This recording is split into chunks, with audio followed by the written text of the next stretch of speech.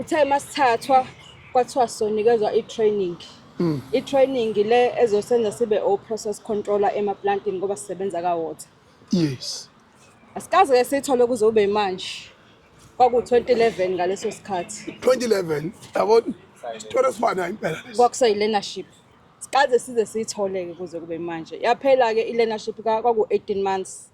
Yaphela safonela uminister sasho ukuthi lokhu njani i-learnership iphelile but asikaze senziswe i-training I-allowance enani yehola kwi-learnership yayithini?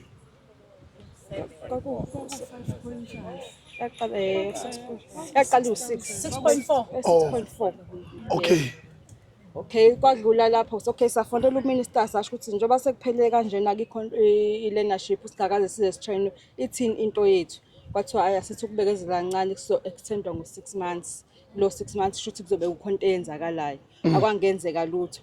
Kwathiwa sekuyaphela ke. Sayilwa kusathi asiphumike singakutholanga enani sithembise kona. Hayi base besibribe ke ngo-permanent post.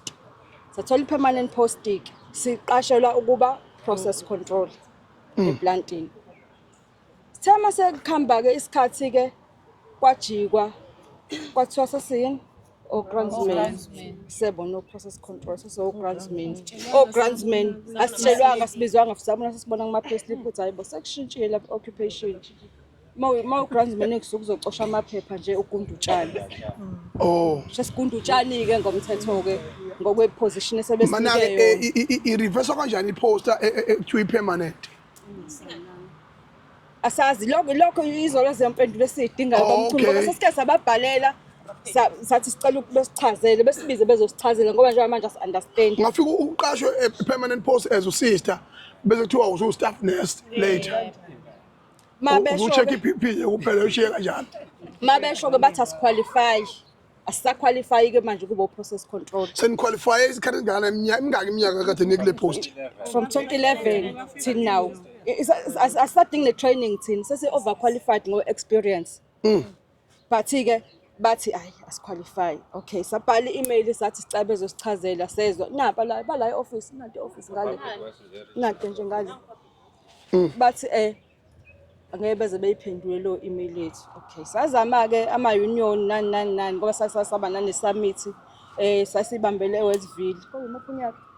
2017 sasine-summit-ke lapha enkulu ehlanganisa wonke i-department wonke umuntu othintekayo region provisional everything ama-union ayekhona lapho asidayisa nje kwacaca ukuthi acheme ne-department sagcina singenaye kumkhulumeli njengoba sesila namhlanje. 20 bani loyo? 2016. Yebo. Besilokhu silwa-ke sizama ukuthi siqhamuke ngapha ayisibone ukuthi hayi siyahluleka njengamanje wasilana-ke babumchunu ufikile last year umphathi wethu okuthiwa uDube u-ex manager ezositshela ukuthi okay kuthiwa sisebona o-grantsman-ke futhi sengikhohlile sesewoma-cleaner-ke manje ey'nkantolo sekumele siyoclean ey'nkantolo siphathe imobho.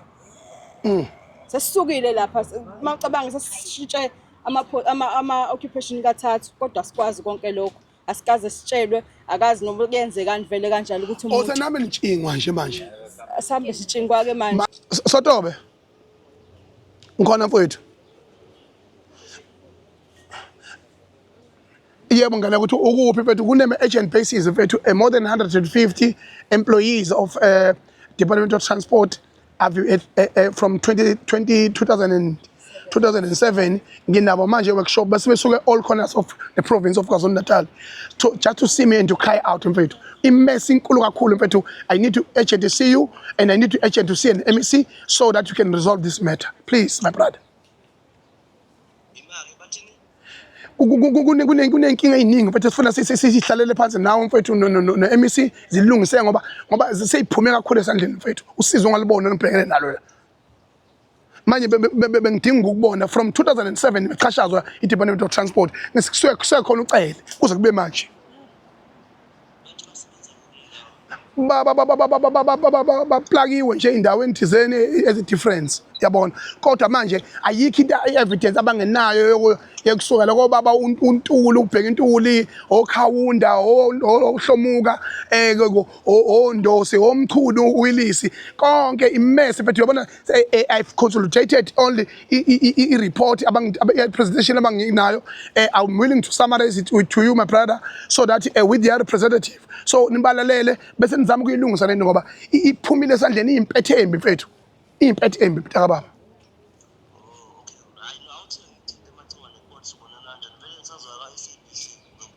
ukuphi khona la eThekwini